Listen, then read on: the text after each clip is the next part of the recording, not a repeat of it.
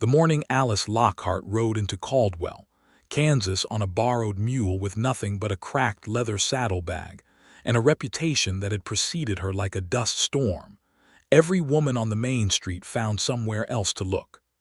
It was the spring of 1878, and Caldwell sat close enough to the Kishom Trail that the town smelled perpetually of cattle and ambition. The cattle drives brought money, and money brought opinion, and opinion in a place like Caldwell traveled faster than any telegram could carry it. Alice had learned this truth in the hardest way possible, having spent the better part of 2 years watching every door in Sumner County close in her face before she finally ran out of county altogether. She was 24 years old, brown-haired and sun-browned, with green eyes that people sometimes described as unsettling, because they had a way of looking directly at a person without the polite glancing away that most women of the era had been carefully trained to perform. She was not pretty in the soft, parlor-ready way that the mothers of Sumner County had wanted for their sons. She was handsome in a harder sense, the kind of handsome that came from actual living rather than careful preservation. The story that had chased her out of 3 counties was not, as people liked to tell it, a story of wickedness. It was a story of bad luck stacked on top of poverty, stacked on top of a father who had drunk himself to his grave and left behind a property with more debts than fence posts. Alice had spent 3 years after her father's death working the small Lockhart homestead alone, taking in washing, selling eggs, doing whatever work came available in a county where the respectable families decided early that a girl without a father's protection and without a mother's good name was not the sort they wanted their sons bringing home.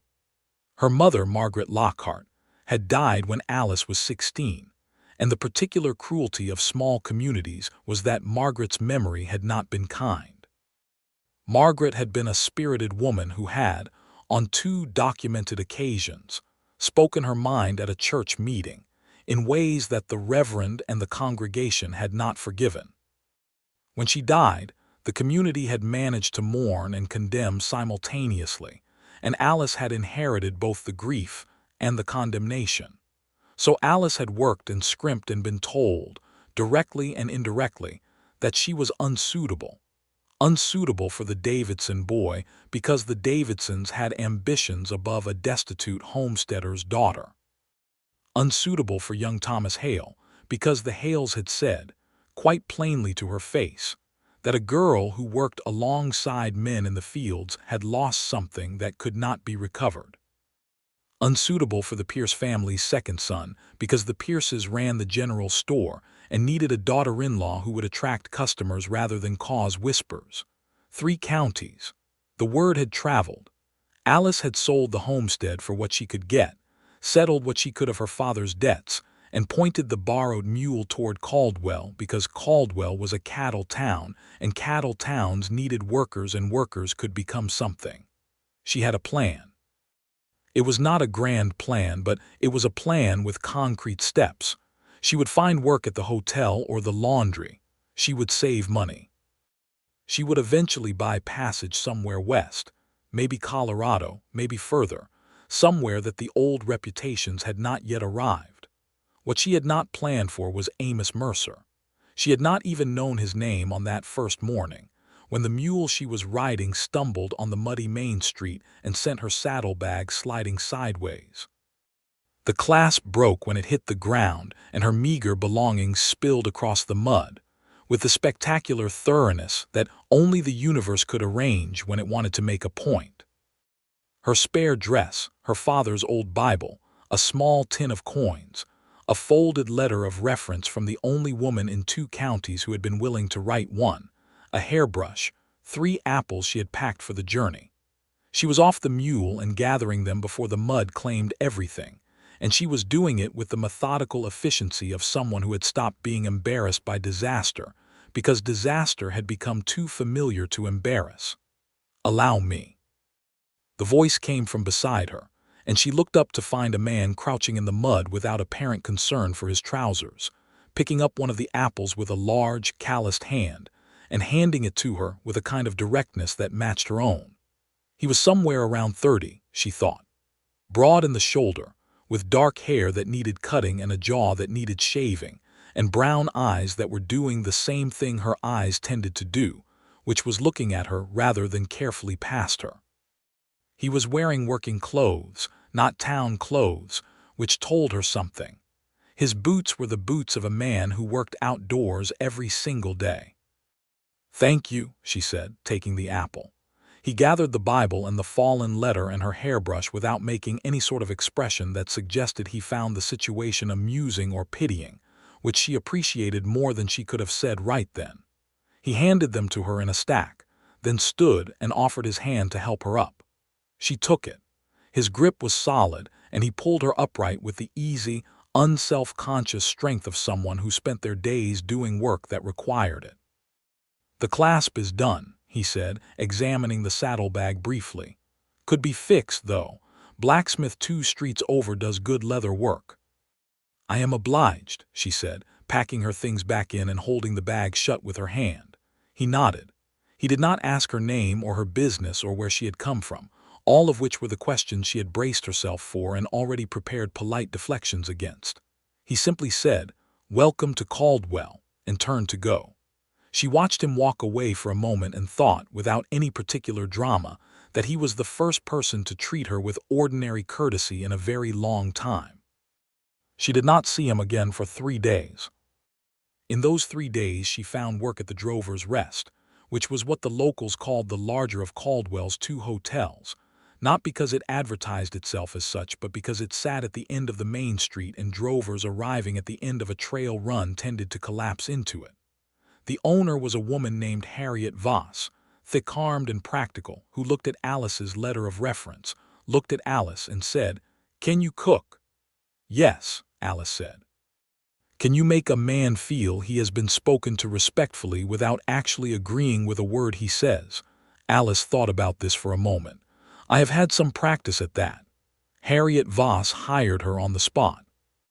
The work was hard, and the hours were long, and the drovers who came through were a mixed collection of humanity, most of them decent enough when clean, some of them considerably less so when they had been drinking.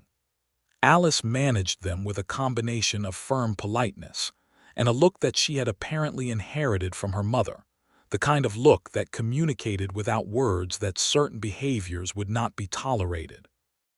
It was on the 4th morning, when she was carrying a tray of breakfast plates to a table of ranch hands who had arrived the previous evening, that she heard the name Mercer spoken with a weight that suggested it meant something in this town. The man speaking was one of the ranch hands, a weathered fellow named Cutter who seemed to function as a kind of informal news bureau for the table. He was telling the others about a land dispute on the eastern edge of town, something about fencing and water rights and the Mercer Ranch, which apparently ran several thousand acres to the southeast of Caldwell, and had been doing so for the better part of 10 years. "Old Amos Mercer built that place from nothing," Cutter was saying, mopping biscuit across his plate. "Came out here with maybe $400 and a disposition to work, and now he runs more head than any outfit within 40 miles. But he does not play nice with the garrison crowd, and the garrison crowd does not much like that." Alice set the plates down and did not ask questions because asking questions in her experience caused people to remember you were there, and people remembering you were there caused complications. But she listened, and she filed the name away. She filed it more carefully when, 2 days later, Amos Mercer walked into the Drover's Rest for his midday meal. He did not appear to recognize her immediately, which gave her a moment to observe him without the social obligation of reaction. He was cleaner than he had been in the street, though still clearly a man who had already been working for hours. He sat at a table by the window, placed his hat on the seat beside him, and when she came to take his order, he looked up and recognized her at the same moment she reached the table. There was a pause of approximately 2 seconds. "The apple woman," he said. "The mud man," she said, before she could stop herself, and then felt the particular heat of having said something entirely unplanned. But he smiled slowly, and it changed the whole structure of his face in a way that was rather startling. "Amos Mercer," he said, "Alice Lockhart," she said. "I work here now." "I see that," he said, without the tone that would have made it a judgment, just an observation. "The beef stew, if you have it. And coffee." She brought him beef stew and coffee and went back to her other tables, and she was quite certain she was not thinking about the way that smile had changed his face. She was absolutely certain of this. He came back the following day, and the day after that.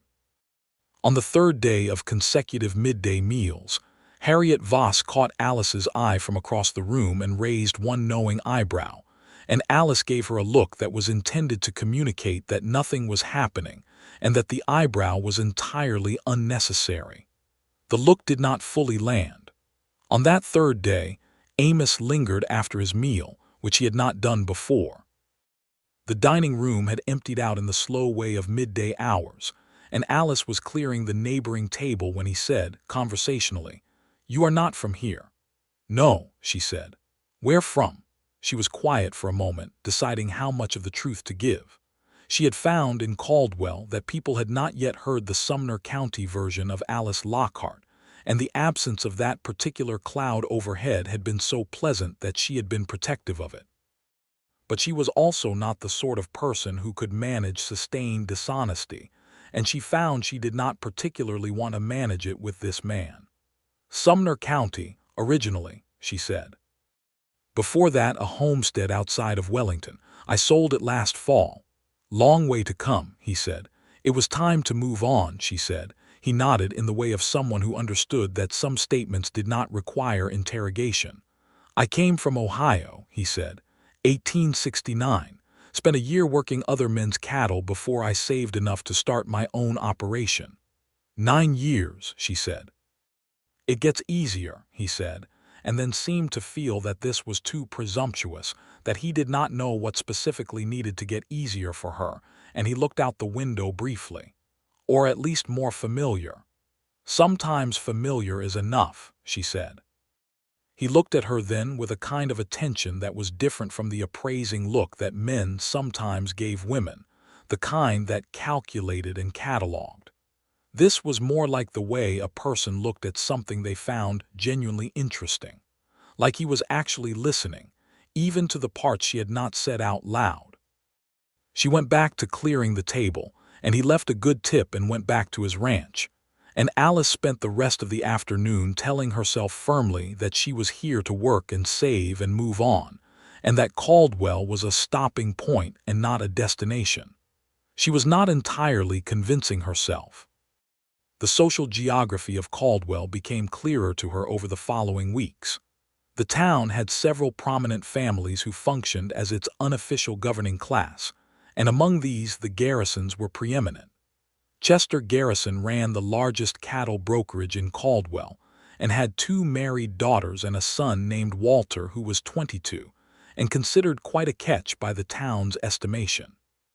Chester Garrison sat on the city council and had donated money to the church and the school, and was therefore treated with the particular deference that communities extended to men whose money made things possible. The Garrisons and Amos Mercer did not like each other. This was apparent even to someone as new to town as Alice, because the dislike had the settled, structural quality of a disagreement that had been going on for years. She pieced together the source of it gradually from things said and half said around her. Something about water rights and the creek that ran through the southeast quarter of the county. Something about Amos refusing to sell a strip of land that would have made Chester Garrison's property considerably more valuable. Something about an old business arrangement that had soured badly and that each man believed was the other's fault. The Garrisons had other allies in their general opinion of Amos Mercer. The Whitmore family, who ran the bank, had done business with Chester Garrison for years and tended to see things his way. The Carver family, who owned the lumber yard, followed the Whitmore family's lead in most things because lumber and banking were natural partners. These families formed a kind of coalition of the prosperous and the establishment, and they all had, in their various ways, tried to squeeze Amos Mercer out of the county over the years, and he had simply declined to be squeezed. What Alice did not initially realize was how this dynamic was about to involve her. It started with Margaret Carver, the lumberman's wife, who came into the Drovers' Rest one afternoon with her daughter Louisa and her friend Mrs. Whitmore, and who sat at Alice's table. Alice brought them tea and small cakes and was perfectly pleasant, and Mrs. Carver was perfectly pleasant back, in the way that people could be pleasant while they were simultaneously gathering information. The questions were subtle. Where was Alice from? How long had she been in Caldwell? Had she found the community welcoming? Alice answered carefully and pleasantly, and the women left what seemed like a normal afternoon, and it was only afterward that Harriet Voss told her quietly what she had likely missed. Margaret Carver asked around about you, Harriet said, not unkindly. It is what she does with any new woman in town. She has a son, Edmund, who is 23 and still unmated to anyone's satisfaction. She was checking your credentials. She will not have found them impressive, Alice said. Harriet looked at her steadily. She found out about Sumner County, she said.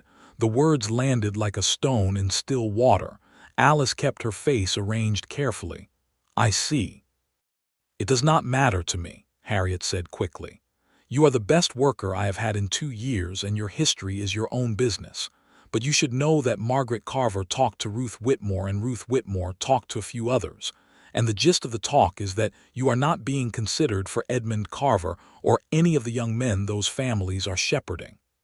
I was not trying to be considered for anyone, Alice said. Harriet made a sound that was not quite skeptical. In a town this size, it gets noticed when Amos Mercer eats his midday meal at the same table 6 days out of 7. Alice was quiet for a moment. He is a customer.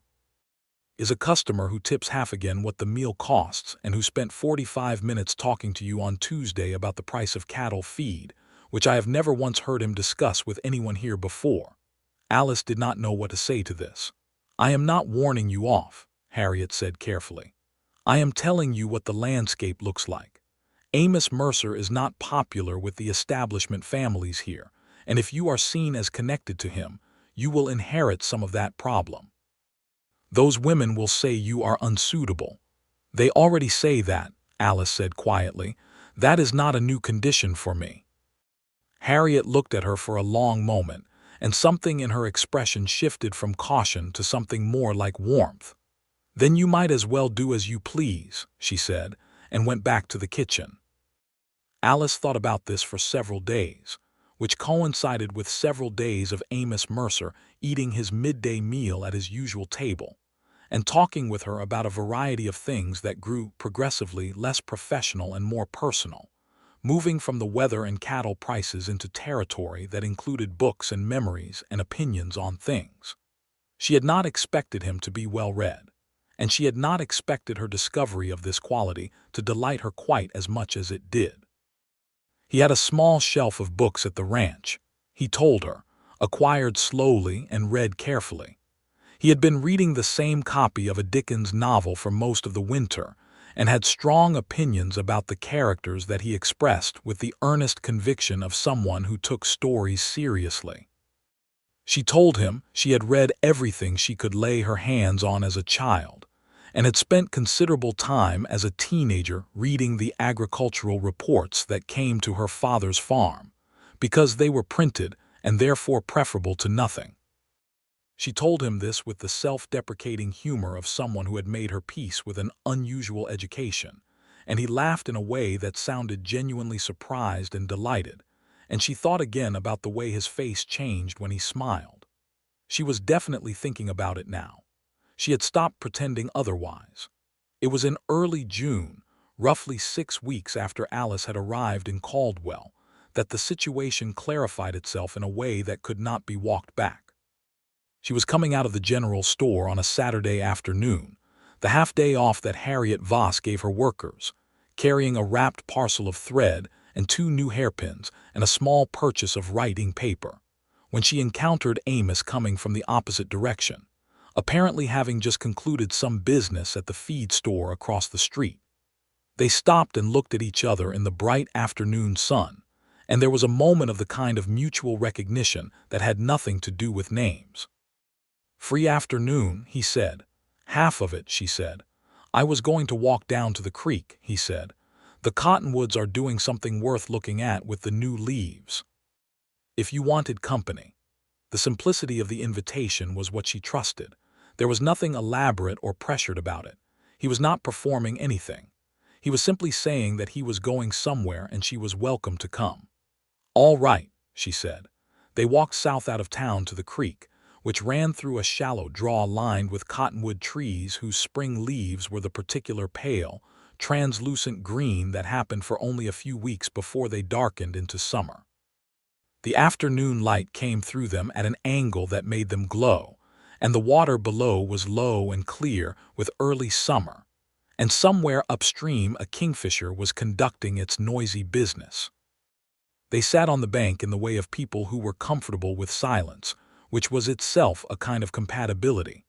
Alice took her boots off and put her feet in the cold water and made a sound of involuntary pleasure, because she had been on her feet since 5 in the morning and the cold was extraordinary. Amos watched this with an expression that she could not fully categorize, but that she found she wanted to keep looking at. They talked. The way they always talked, which was becoming its own particular thing, a conversation that moved between subjects with a freedom she had not experienced since her mother was alive, when there had been someone who treated her thoughts as worth engaging rather than managing. He told her about coming west at 21, with the specific, stubborn conviction that he could build something, and about the years of grinding work that had slowly made that conviction true.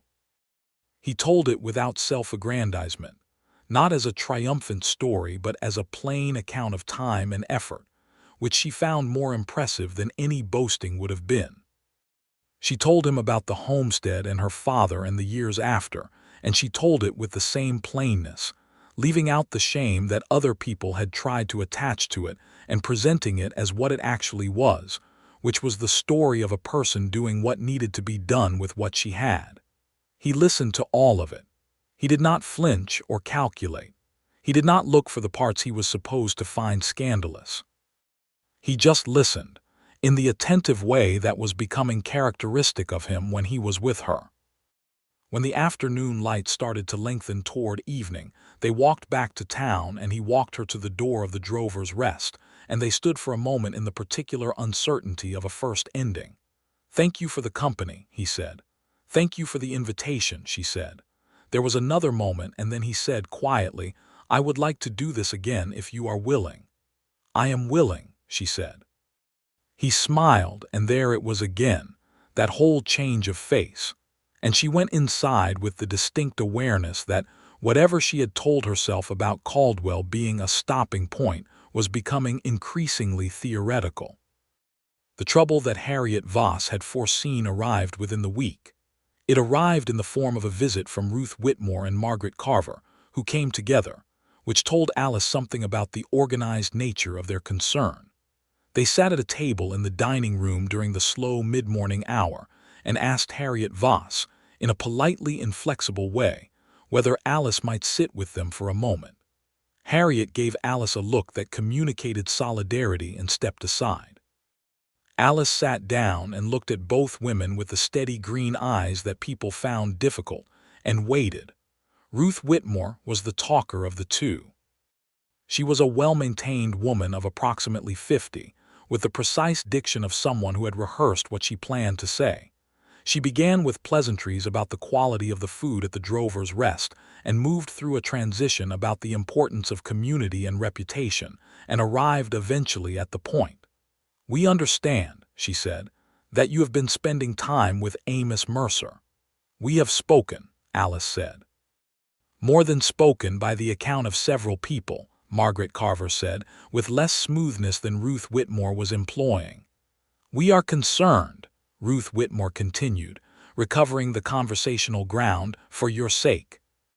You are new here, Miss Lockhart, and you may not fully understand the situation with Mr. Mercer. He is a difficult man with a reputation for antagonism toward the established businesses of this community. He has made enemies, and those who associate closely with him tend to find the community less welcoming than it might otherwise be." Alice recognized this structure. She had been in this conversation before, in various forms, in various parlors, with various women in various counties. The specific details changed, but the architecture was identical. There was always the concern for her sake. There was always the reputation. There was always the community and its feelings. "I appreciate your concern," Alice said, with the courtesy that was polite armor. "I will take it under consideration." "We hope you will do more than consider," Margaret Carver said. "Edmund Carver is a perfectly eligible young man, and there are others in this community who might be interested if you were to present yourself appropriately. But if you continue to be seen in Mr. Mercer's company, those possibilities will close." "They are quite capable of closing on their own," Alice said, and watched both women register the shift in tone. "I have been told I am unsuitable in 3 counties, Mrs. Carver, and I would like to say, with all due respect, that I have stopped finding the word instructive. What you are offering is social access contingent on my behavior, and what you are threatening is social exclusion if I do not comply. I have lived with both conditions, and I have found that my own judgment about how to conduct my life is more reliable than the judgment of people who do not know me." The silence that followed had some texture to it. Ruth Whitmore recovered first with the discipline of long practice. "We understand you have had some difficulties in your past," she said carefully. "Most people have," Alice said. "The difference is that mine were considered public property." She stood up because she was done and because she was still at work and there were tables that needed attention. "I am glad you came in this morning," she said, which was technically true because at least the conversation was now clear. "Can I bring you anything from the kitchen?" They declined, with a coolness that had replaced the concern, and they left. Alice went back to work. She told Amos that evening. He had come in for supper, later than usual, and the dining room had emptied out enough that she could sit across from him briefly with a cup of coffee while he finished his meal, which was a thing that had started happening, and that Harriet Voss had decided to allow because Harriet Voss had, in Alice's estimation, a genuinely good heart under a practical exterior. She told him the whole conversation plainly, without emphasis or drama. She watched his face through it, the way a careful stillness settled over it when something was making him angry. When she finished, he was quiet for a moment. Then he said, "Did they upset you?" "Less than they expected to," she said. "I have had the conversation before." "In 3 counties," he said, and she realized she had told him that early in one of their conversations, just the bones of it. "In 3 counties," she confirmed. He looked at his coffee cup for a moment. "Their opinion," he said in a tone of considered deliberation, "is not something I have requested, and I do not intend to start." She looked at him. "If you are willing to continue," he said, "in spite of what they said." "I told you I was willing," she said. "I am still willing." He reached across the table and put his hand over hers for a moment briefly, a gesture of acknowledgement more than anything else, and then he took his hand back and finished his coffee, and Alice thought that she was in considerable difficulty, and that the difficulty was entirely welcome. The summer arrived with the particular ferocity of Kansas summers, all heat and sky, and the constant smell of cattle on the trail.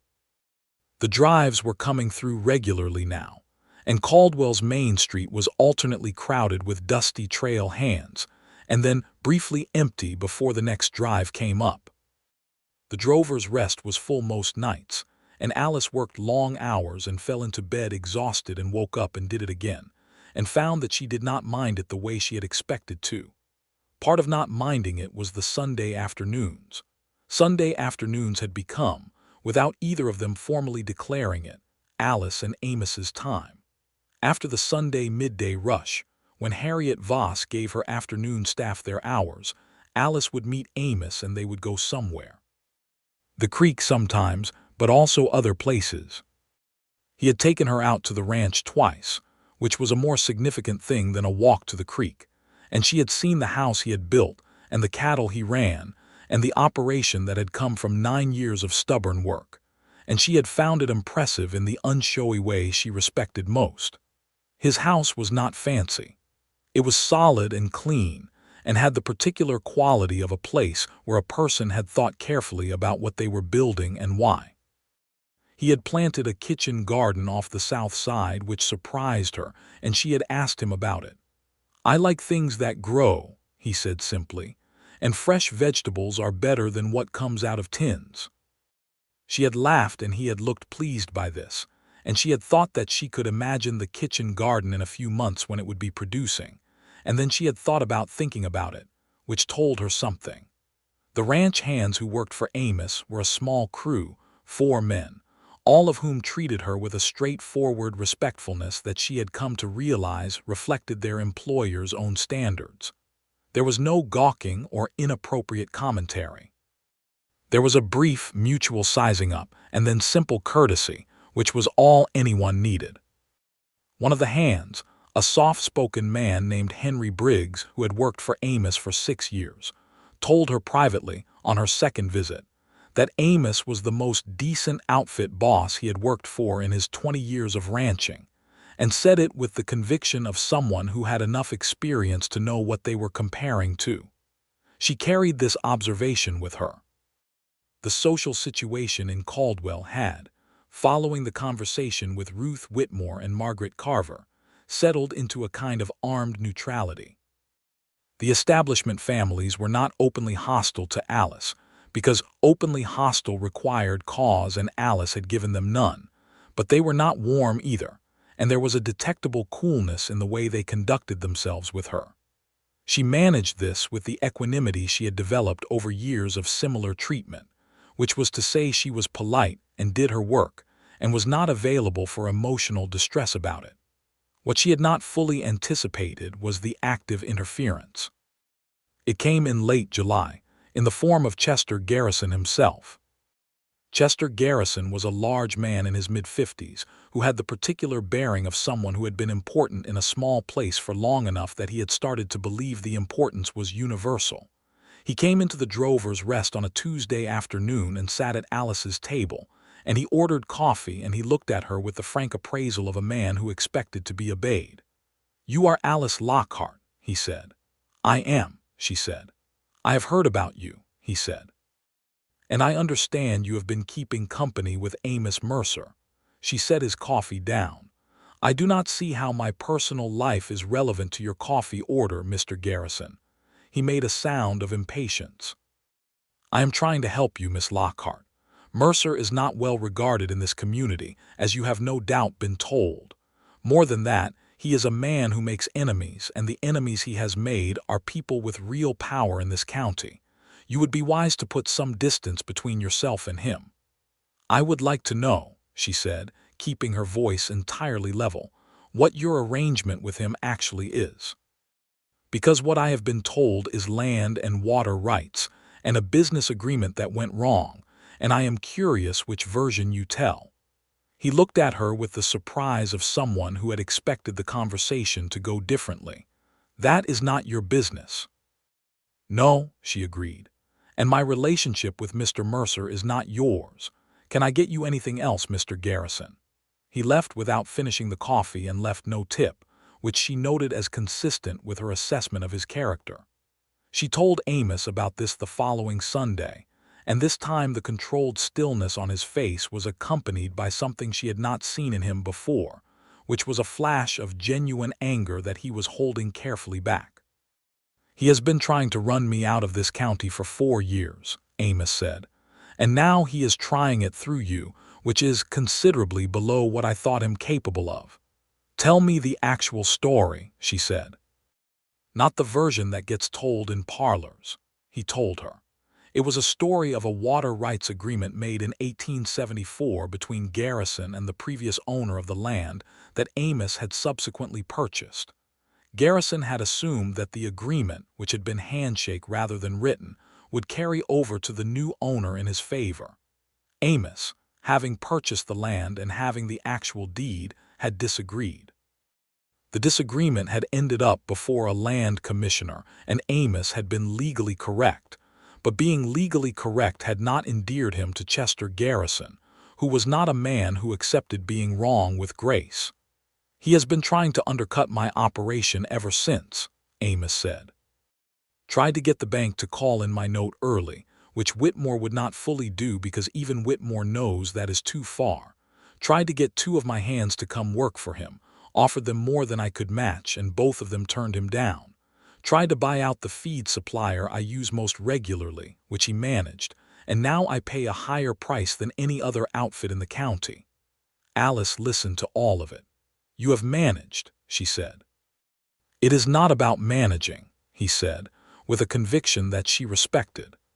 It is about being able to run a legitimate operation without a man with a grudge trying to grind you down, because he cannot accept a legal ruling that did not go his way. He will try harder now, she said. Now that I am in the picture, he will use me to try to make things difficult for you. Amos looked at her steadily. Are you asking me whether I want you to step back? I am asking you whether you have considered it. I have considered it, he said, without hesitation. And I have decided that their opinion of what I should do is not something I have requested. That goes for Garrison and for the Whitmore crowd and for every other family in this county that has decided to have opinions about matters that are not their concern. He paused, and the steadiness in his eyes was the most certain thing she had ever seen, including their opinions of you. She was quiet for a moment. They called me unsuitable, she said, before I came here and here. I know they did, he said. I have heard the word, and you have no concern about it. Alice, he said, and it was the first time he had used her name without the formality of Miss Lockhart, and the way he said it was different from how anyone else said it, as if the word itself mattered to him. What I have seen in you in these months is someone who worked alone on a farm and kept it running for 3 years.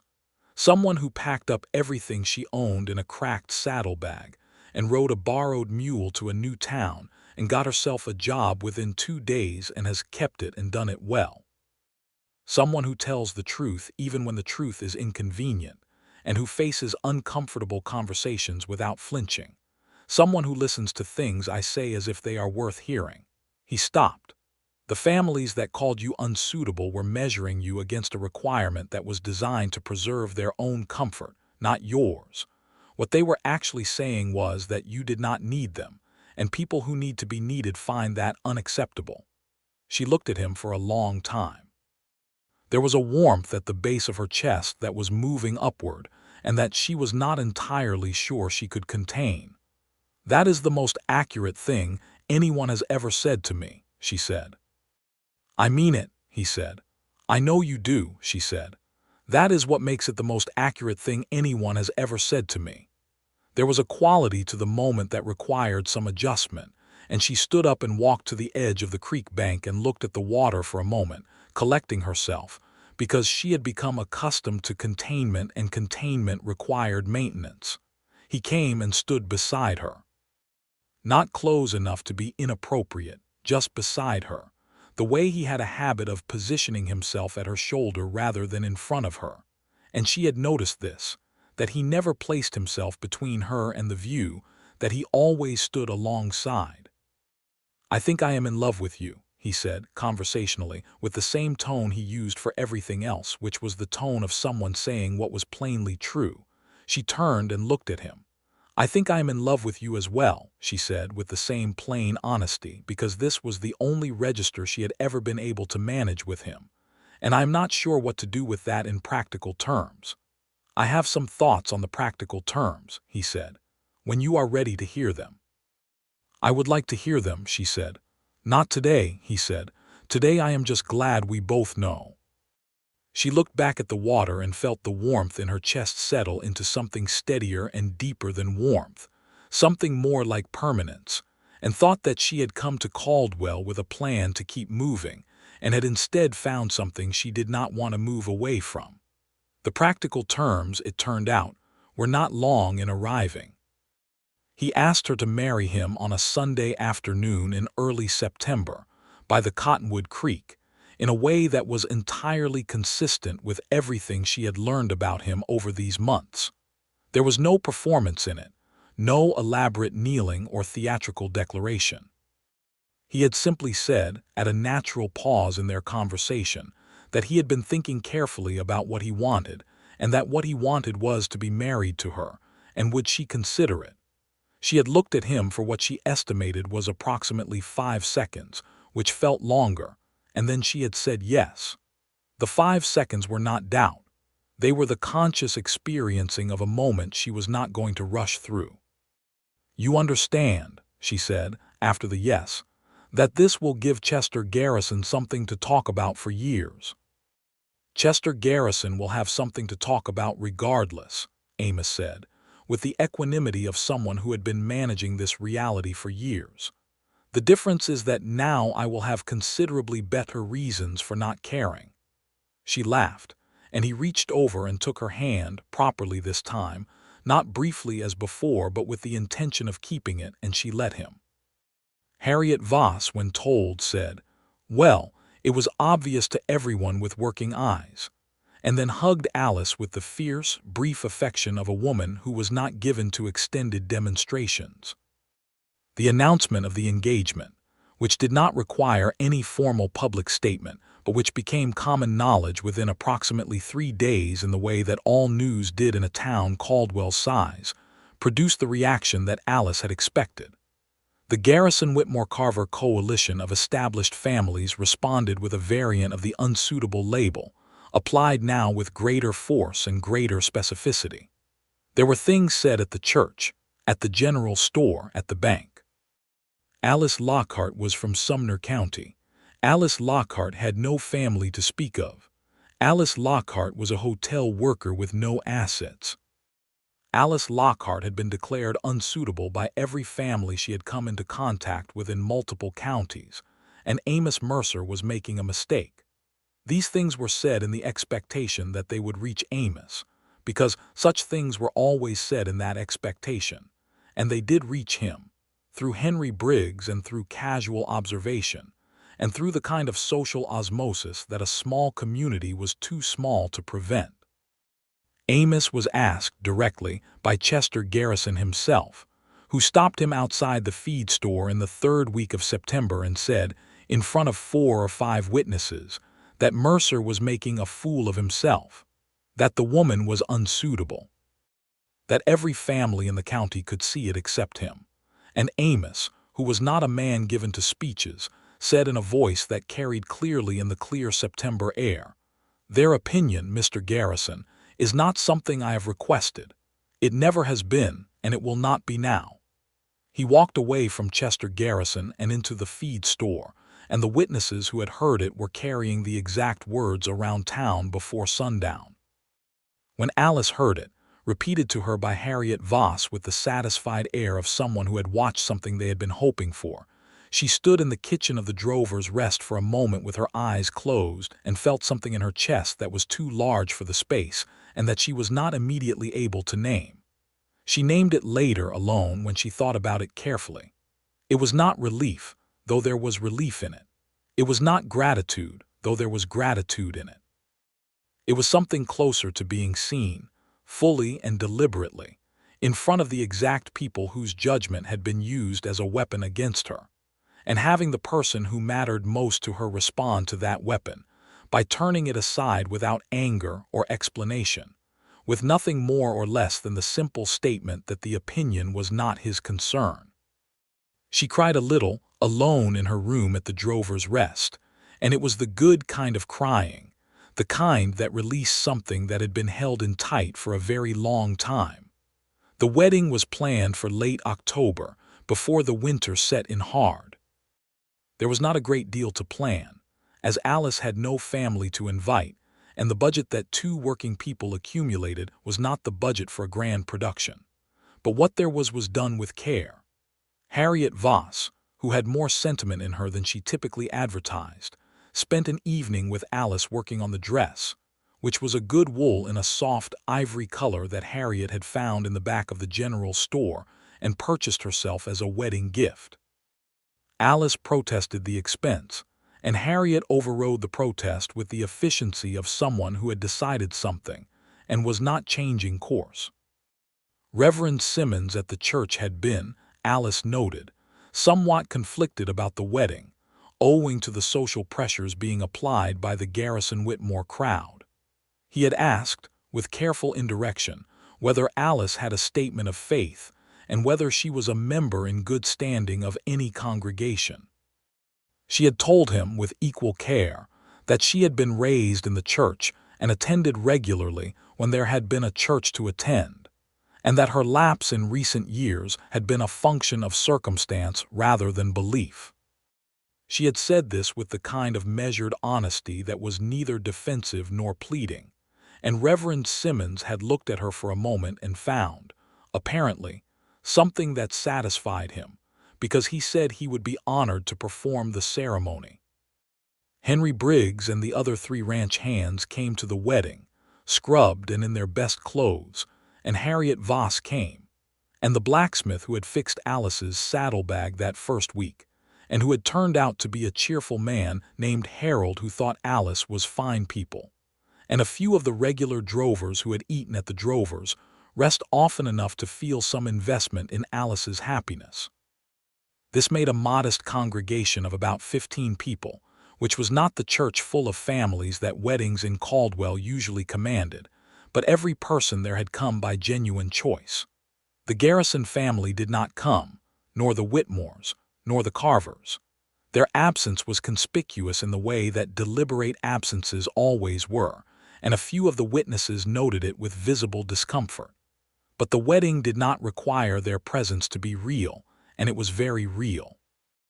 Amos had, at some point during the weeks of preparation, visited the town's one photographer, a recent arrival in Caldwell named Mr. Peterson, who had set up a small studio, and who was still a novelty in the town. He had arranged for a portrait which was itself a significant expense, and which he mentioned to Alice only 2 days before the wedding. "I want a record," he said simply, "of this." She had looked at him and felt the warmth that was now a permanent presence when he was near, and said, "All right." They had the portrait taken on the morning of the wedding, before the ceremony, the 2 of them in the small bright square of Mr. Peterson's studio, with the painted backdrop, and the deliberate stillness required for the exposure. Alice stood beside Amos with her hand on his arm, and looked at the camera with her direct green eyes, and he looked at the camera with the steadiness that was characteristic of him. And when it was done, Mr. Peterson said they were the easiest subjects he had photographed all year, because most people could not manage the stillness required, but these 2 had clearly not had any difficulty. The ceremony was short and direct, the way Reverend Simmons performed them, with the words that mattered and without excessive ornamentation. Alice said her vows with the full-throated seriousness of someone who meant every word and understood the weight of them. Amos said his with the same quality she had come to associate with everything he said, which was the quality of something being stated as plain and permanent fact. When he kissed her, at the ceremony's end, it was brief and sincere, and somehow more moving for being brief, and there was a sound from the small congregation that was something between a sigh and a murmur of approval. Harriet Voss produced a cake that she had baked herself, which was substantial and excellent, and the small reception in the Drovers' Rest dining room that followed had the particular warmth of a gathering of people who were genuinely happy for the people being celebrated. Henry Briggs gave a toast that was 2 sentences long and entirely heartfelt. The blacksmith Harold played fiddle, which turned out to be a thing he could do, and there was dancing that was considerably more enthusiastic than the occasion's small scale might have suggested. Alice danced with Amos in the cleared space of the dining room, and he danced with the same quality he brought to everything, which was to say attentively and without showing off, and she thought that she had never been so happy in a room in her life. They drove out to the ranch in the cooling October evening, the sky above them enormous and star-crowded in the way of Kansas night skies, which had a scale that never stopped being startling. The lantern on the wagon cast its small, warm circle, and beyond it was the darkness of the open country, and she was aware of the man beside her in the darkness with a vividness that was almost physical. The ranch house, when they arrived, had been attended to by Henry Briggs, who had lit lamps inside and left a pot of something warm on the stove, and otherwise made himself scarce with the thoughtfulness of a man who understood what was appropriate. There were flowers on the table, field flowers that someone had gathered, and she thought that this was probably Henry's doing, and that she owed him an expression of gratitude. She stood in the center of the main room of the house that was now her house, and looked around it with the conscious awareness of the moment. The way the lamplight fell on the solid furniture and the shelf of books and the clean floor, and felt the strangeness and rightness of being somewhere she had chosen. Amos was watching her take it in. "Tell me what you are thinking," he said. "I am thinking that it does not yet feel like mine," she said, "but that it will. And that I am not in a hurry for it to be rushed into feeling like mine. I would like to come to it properly." "However you like," he said. She crossed the room to him and put her hands on his chest and looked up at him, and what she saw in his face was the thing she had been seeing for months but that now had a different context, the love that had been patient and consistent and present in 100 small everyday ways. "I am very glad I came to Caldwell," she said. "I am very glad you did," he said, and pulled her close, and she let herself be held in the first real shelter she had found in a very long time. The winter settled in over the Kansas plains with a slow, determined gray weight, bringing the cold that turned the creek to ice and the grass to pale straw and the sky to a permanent low silver. Alice had grown up with winters and was not afraid of them, and the ranch house with its good stone fireplace and Amos's practical preparation of a full woodpile and preserved stores made the season feel managed rather than threatening. She found the rhythms of ranch life surprisingly natural. She had grown up on a homestead and the work was not unfamiliar, and she had, it turned out, a better hand with animals than she had previously had occasion to demonstrate, because the Lockhart homestead had been too small for much besides the few chickens and the one cow they had managed. Here there were horses and cattle, and a working dog named Biscuit who had appointed himself her particular companion within the first week, and she found the outdoor work alongside the indoor work satisfying in a way that the hotel work, for all its utility, had not been. She kept her job at the Drover's Rest through the fall, partly because Harriet needed her through the busy season, and partly because she was not yet ready to give up the independence of the wage, and Amos had not asked her to stop. He had said that what she did with her time was her own determination to make, and she had been grateful for this and had eventually, in December, moved to a few days a week instead of full-time, which suited everyone. The winter months gave them the particular gift of long evenings by the fire, which were the extended conversations that their summer afternoons had only been beginning. They read to each other from the books on the shelf, and she discovered that listening to him read Dickens was a specific pleasure, because he had the quality of taking the words seriously rather than performing them, and it made the characters feel more real than when she read them silently to herself. She started a kitchen garden plan on paper through December and January, sketching what she wanted to plant come spring alongside the existing one, and he looked at her plans with genuine interest and added practical knowledge about what grew well in the Kansas climate and what needed attention. And this collaboration over a piece of paper in the warm kitchen was so ordinary and so satisfying that she found herself returning to the image of it afterward as representative of something she could not name but valued deeply. The Garrison situation had not resolved, but it had recalibrated. Chester Garrison, having had his public statement met with Amos's public response, had retreated from direct confrontation to a slower version of the same pressure. The feed supplier situation remained, and there were some secondary supply issues that Amos attributed to Garrison's influence, and these created real difficulties that required real problem-solving. In February, Amos drove up to Wichita to establish a direct supply arrangement with a merchant there, bypassing the local chain that Garrison had influence over. It was a full day's drive each way and represented a significant extra cost in time and transportation, but it freed the ranch operation from a dependency that had been making him vulnerable. He came back from Wichita with the arrangement in place, and a satisfaction that was not triumphant but workmanlike, the satisfaction of having solved a real problem.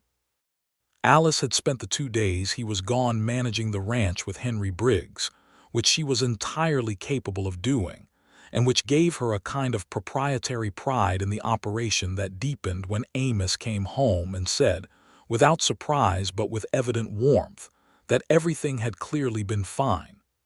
"Henry is competent," she said. "Henry is," he agreed. "So are you." "I know," she said, and he laughed, and she thought that she had stopped being modest about her competence sometime in the last year, and that this felt correct. Spring came back to the Kansas plains in the gradual way of places that take their season seriously, the cold loosening slowly through March into a muddy, windy April, and then the sudden green explosion of May. The kitchen garden went in with a seriousness of purpose that Alice brought to everything she decided was worth doing, and by June it was producing with the abundance of well-prepared soil, and she had the satisfaction of bringing fresh things to the table that she had grown herself. She was expecting their first child.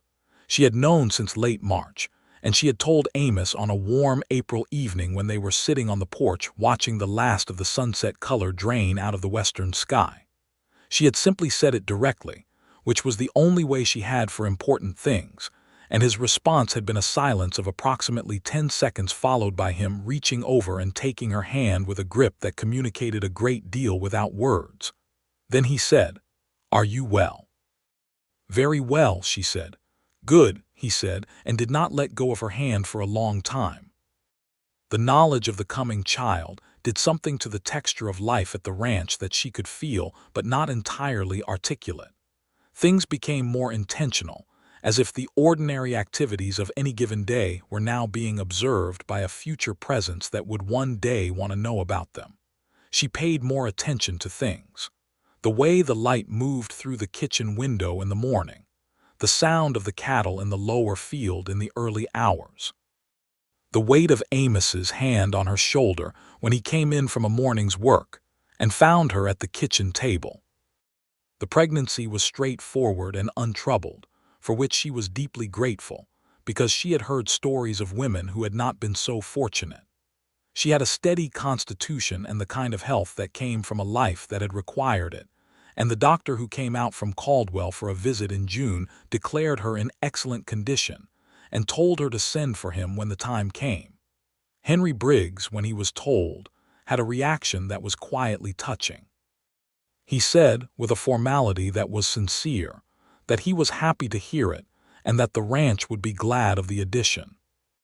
He then went back to work and made no further comment about it, but Alice noticed that he had, beginning the following week, quietly taken on the heaviest of the daily chores without discussion, and had done so with the complete naturalness of someone who had made a decision and was executing it.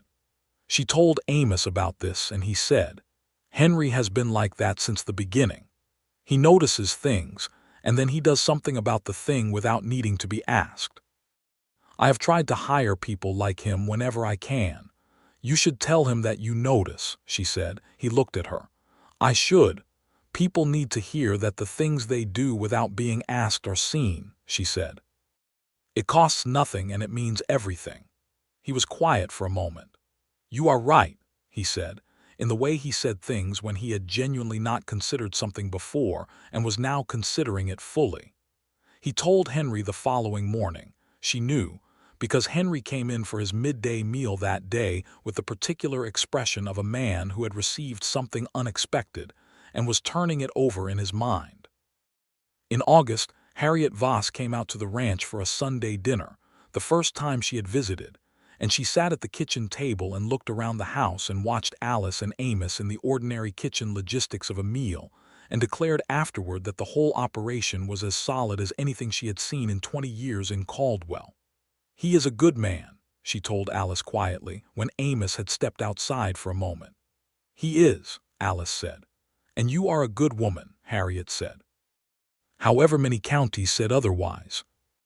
Alice set down the dish she was holding and looked at Harriet, and for a moment the spring of the previous year was very present, the cracked saddlebag and the borrowed mule and the cold green certainty that another beginning was ahead of her. "I think perhaps the counties were measuring the wrong things," she said. "Of course they were," Harriet said. "They always do." The baby arrived in November, on a cold, clear morning when the sky was the brilliant blue of deep autumn, and the cottonwoods along the creek were bare and white against it. Amos had sent for the doctor in the small hours, and had spent the waiting hours in the way that men in that era spent such hours, which was outside, being useless and terrified in the dark, while the doctor and the woman Harriet Voss had sent from Caldwell did the actual work. Alice labored with the same quality she brought to hard things, which was to say with determination and without excessive noise, and at 9:10 in the morning she brought a boy into the world, a strong-lunged, large-fisted boy who announced his arrival with a conviction that could be heard from the porch. Amos was allowed in after a proper interval, and he came through the bedroom door and stood at the bedside and looked at the baby in Alice's arms with an expression that she would remember for the rest of her life. It was not complicated. It was simply overwhelming. His eyes went bright and he sat on the edge of the bed and put out one large finger for the baby to grip, which the baby did with the impressive grip of the newly arrived, and Amos said nothing for a long time. "Samuel," Alice said. "If you agree," he looked at her. "Samuel Mercer," he said, testing the name. "Samuel James Mercer, if you would like your father's name in it," she said, because she had learned somewhere in the months of marriage that Amos's father had been James Mercer, a farmer in Ohio who had died in 1870, and who Amos spoke of rarely but with consistent respect. His face did the thing it did when he was moved by something and was managing it carefully. "That would be good," he said quietly. "Yes." The winter of the baby's first weeks had the particular intensity of new parenthood, which Alice found challenging and consuming and deeply satisfying in a way that she had not expected, because she had not known herself well in this dimension before. She had known herself as a worker and a survivor and a person who was honest with herself and others, and now she was discovering herself as a mother, and the addition of this knowledge felt like the unlocking of a room she had not known the house contained. Amos took to fatherhood with the same thoroughness he brought to the things he decided to do fully. He was not the distant variety of father that was common in the era, which meant that he was in the house in the evenings, and present for the exhausting middle hours and willing to learn the things that needed learning. Alice thought sometimes that the particular injustice of the era was that women were expected to manage all of this alone while men were excused from it, and she was grateful every time Amos did not excuse himself. She said this to him one night directly, in the way she said important things to him. "I know that you do not have to do this," she said, with the baby asleep between them, "in the way the world is arranged. I know that most men of your acquaintance would consider the inside of this house to be outside their domain. The world is arranged incorrectly in several places," he said, with the same calm conviction he brought to the garrison discussion and every other moral position he held. "You should not be doing this alone. You are not doing this alone." She looked at him over the head of the sleeping baby, and the thing she felt was the accumulation of a year and a half, the cracked saddlebag and the creek and the cottonwood trees and the small photograph, and the wedding dancing and the kitchen garden and all the conversations and all the plain, honest statements of what was true. She felt it all at once, and it was a great deal to feel. "I love you," she said. "I love you," he said back, with the same simplicity. Samuel James Mercer grew and developed with the vigor of a child who had been wanted, which was visible in children who were paying attention. By spring, he was rolling over with great satisfaction, and by summer he was attempting mobility, and by autumn he was a determined crawler who considered the whole of the ranch house his domain, and Biscuit the dog his particular friend. The kitchen garden in the spring of Samuel's first year was the best one yet, because Alice had spent the winter planning it more carefully and had added things she had not grown before, and the results were the kind that made the work feel generative, which was the feeling she valued most about good work. The Garrison situation had evolved in the 2 years since the wedding, not disappearing but losing some of its urgency. Chester Garrison had acquired, through one set of maneuvers or another, a water rights arrangement with a neighboring property that had reduced his dependency on the creek issue that had started the whole conflict. And while the personal antagonism remained, the specific business leverage had diminished. There were still coolnesses in town, still establishments where Amos paid more or was served less warmly, but the character of the opposition had shifted from active pressure to a background sullenness that could be managed. Alice had found, in the 2 years of marriage, that the unsuitable label had not actually disappeared from the vocabulary of Caldwell's establishment families, but that it had lost most of its power.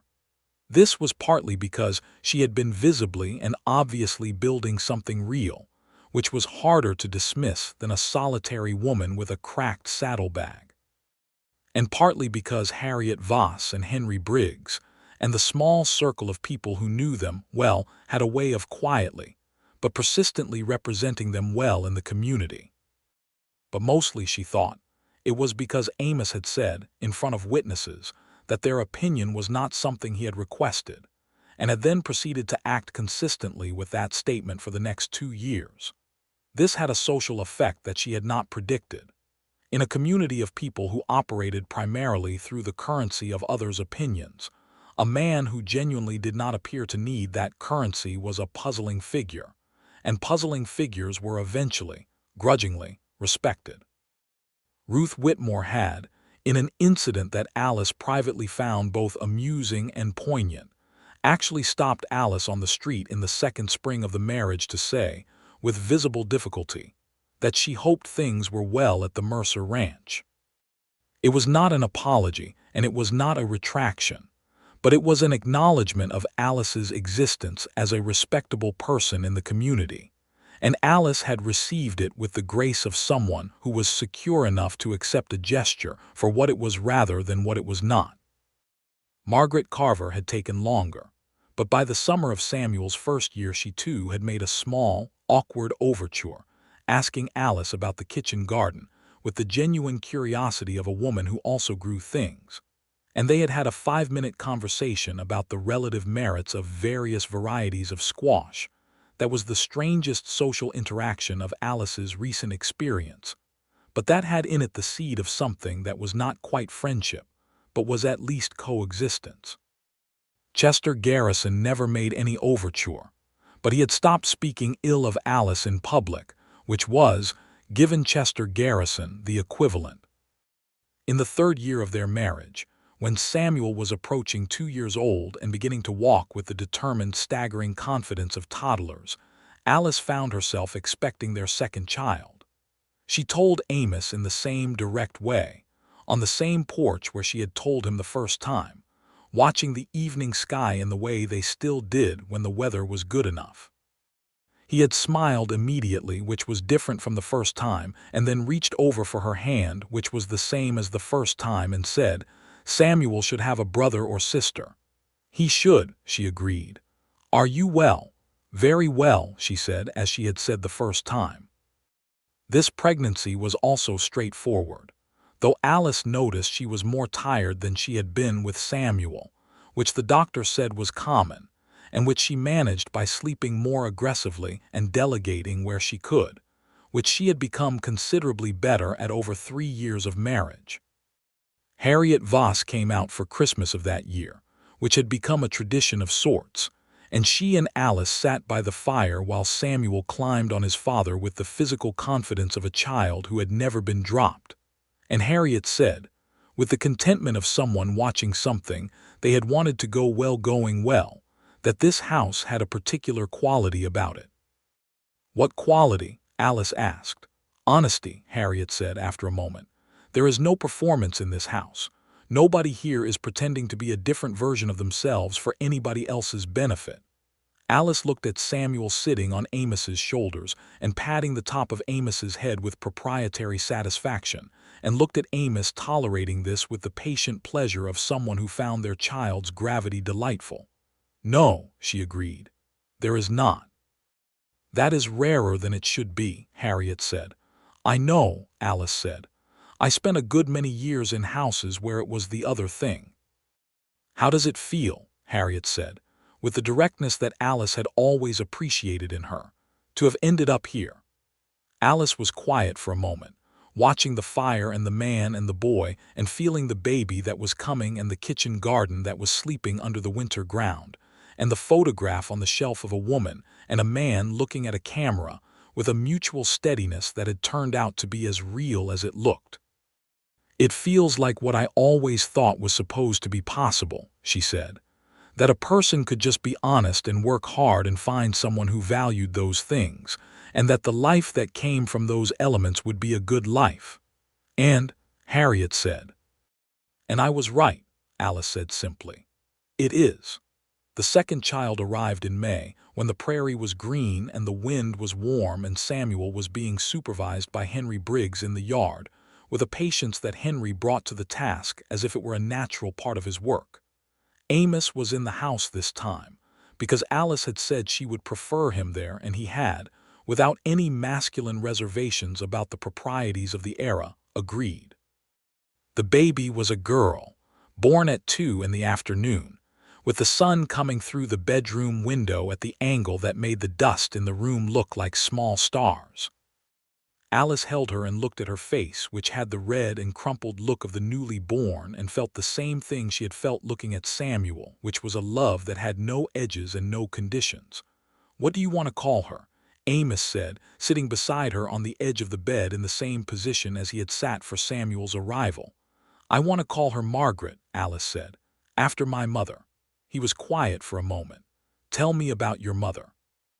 And Alice, with the baby named Margaret warm and heavy in her arms, told him about Margaret Lockhart, who had spoken her mind at church meetings and had read every book she could find, and had raised her daughter alone through the years of a difficult marriage, and had died before she saw any of it resolved, but who had given Alice, in her 16 years with her, the absolute foundational conviction that a woman's mind and will were as significant as any man's, and that the world's failure to agree with this was the world's problem and not hers. "She would have liked you," Alice said when she had finished.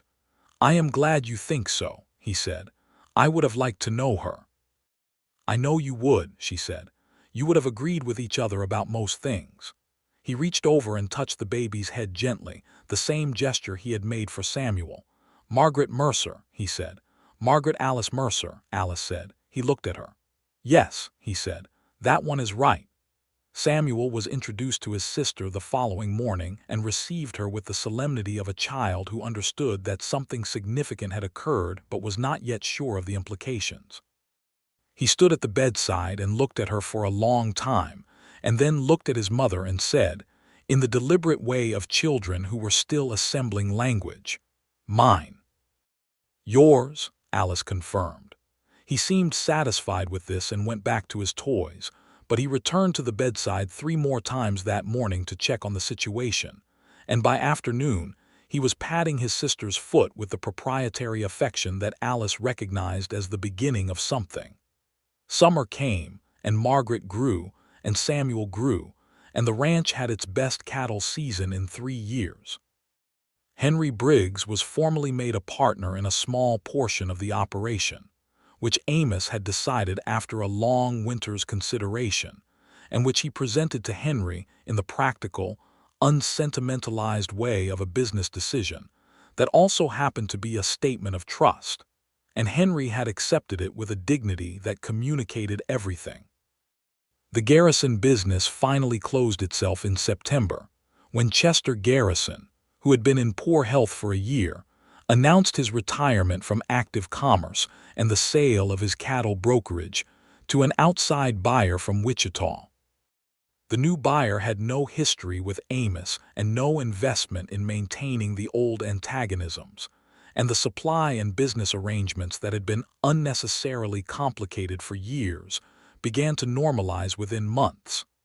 Alice, hearing the news, thought about whether to feel something about it, and found that what she felt was mostly a kind of quiet completion.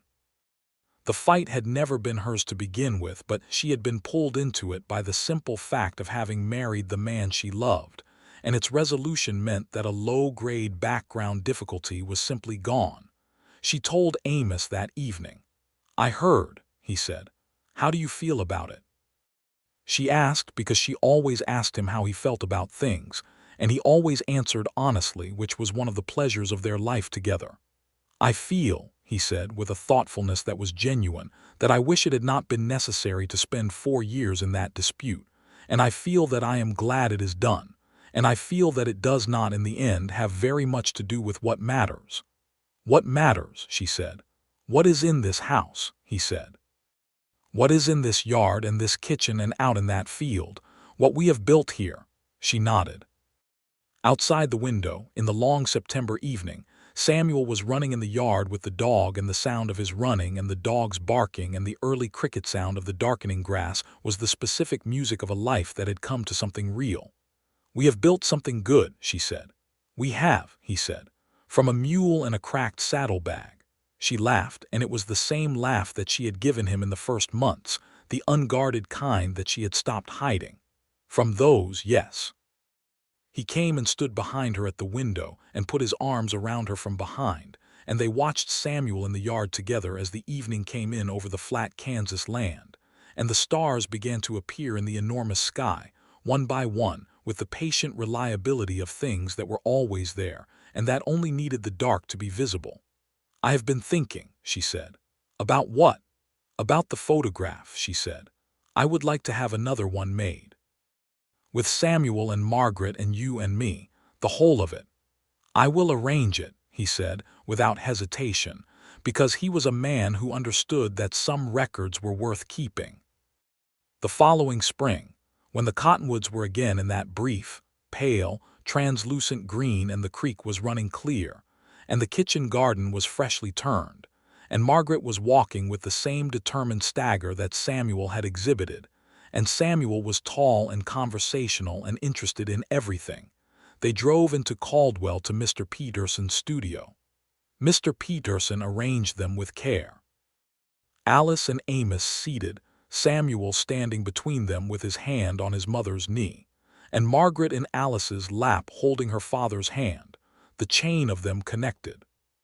He told them to be still, and they were still, which was by now their particular mutual quality, the ability to hold in a moment without rushing through it. The photograph, when it was developed and framed, showed a family that looked like what it was. A woman with direct green eyes and no performance in them. A man with the steadiness that came from knowing exactly what he valued. 2 children who had the settled, unworried quality of children who had always known they were wanted. Alice put it on the shelf next to the first one, the 2 of them from the morning of the wedding, and the 2 photographs together made a record that said more than words could about what had happened in the years between them. The unsuitable woman and the rancher who had not requested the opinion of 3 counties had made, out of their combined stubbornness and honesty and care, a life that required no one's approval to be entirely, fully, irreversibly good. Harriet Voss came for Christmas that year with a new assistant she had hired, a young woman newly arrived in Caldwell who Harriet introduced with a private look to Alice that communicated that this young woman had, in some form, a story similar to Alice's, and that Harriet thought the acquaintance might be useful to her. Alice understood the look. She understood what it was to arrive somewhere with a borrowed situation and a reputation that had been manufactured by other people's discomfort, and she sat with the young woman after dinner and talked with her the way that Harriet had talked with Alice in the first days, which was directly and practically, and without the kind of false comfort that pretended difficulties were not real. "This town has its factions," Alice said, "and its established families who will have opinions. But there are also people here who will value you for what you actually are." The young woman, whose name was Clara and who had the careful, slightly braced expression of someone who had been told too many times that they were not enough, looked at Alice and said, "How do you know?" Alice thought of the creek and the cottonwoods and the two photographs on the shelf and the kitchen garden and the baby who had her mother's name and the boy who had his grandfather's name and the man who had said their opinion was not something he had requested. "Because it happened to me," she said. "This exact town. A few years ago." Clara looked at her with something that was not quite hope and was not quite belief yet, but was closer to those things than it had been a moment before. "What did you do?" "I was honest," Alice said. "I worked. I did not let people's measurements of me replace my own, and I found that there was at least one person here who was measuring with an entirely different scale." Clara nodded slowly. "Give it time," Alice said, "and do not accept their word for who you are." Across the room, Amos was listening to Henry Briggs, and Samuel was demonstrating something noisy, and Margaret was being held by her father's arm while he talked. And the fire was good, and the food was good, and the sound of people who genuinely liked each other filled the room. Alice looked at it all and thought that the unsuitable was a word invented by people who needed others to be smaller, and that the solution to it was exactly what she had done, which was to take her full-sized self and place it in the care of someone who had the capacity to understand what they were receiving. She looked at Amos across the room, and he caught her eye, and the look between them was the look of people who had been honest with each other for years, and had found in that honesty something that required no further testimony. She smiled at him. He smiled back, the full change of face, the one she had first noticed in a muddy street with a cracked saddlebag and an apple. She thought, as she thought sometimes when she was paying attention to the specific texture of her life, that it was possible to come from very little and end up with a great deal if what you meant by a great deal was the right things and not the wrong ones. She thought of her mother, Margaret, who had spoken her mind in church meetings and read every book she found, and raised her daughter to be the kind of woman who looked directly at people instead of past them, and thought that her mother had been more right than the 3 counties had ever given her credit for. She thought that the photograph on the shelf, the two of them, would one day be seen by Samuel and Margaret and perhaps by other children who came after, and that the story it told was not a story about suitability or reputation or the opinion of any family in any number of counties, but a story about 2 people who had found each other on a muddy street in the spring of 1878 and had built something out of honesty and work and the kind of love that did not need witnesses to be real. The stars came out over the Kansas plains in their millions, indifferent and brilliant, and inside the ranch house that Amos Mercer had built from nothing there was warmth and light, and the sound of a family that had made itself out of the specific material of 2 people who refused to be smaller than they were. And it was enough. It was considerably more than enough. It was, by any scale that mattered, everything.